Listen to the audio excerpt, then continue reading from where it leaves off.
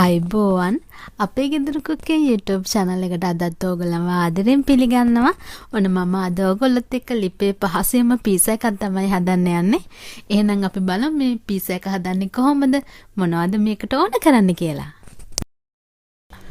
අපේ මේ ලිපේ හදන පීසා එකේ ඩෝ එක හදාගන්න ඕන කරන ද්‍රව්‍යයන් වල ප්‍රමාණයන් මම මේ වීඩියෝ එකට යටින් දාලා තියෙනවා. අපිට පිටිය ඕන කරනවා වතුර, පොල් තෙල්, සීනි, yeast, ලුණු චුට්ටක්. මේ ටික තමයි අපට ඕන කරන්නේ මේ ඩෝ එක හදන්න. එහෙනම් අපි බලමු මේ ඩෝ එක හදන්නේ කොහොමද කියලා.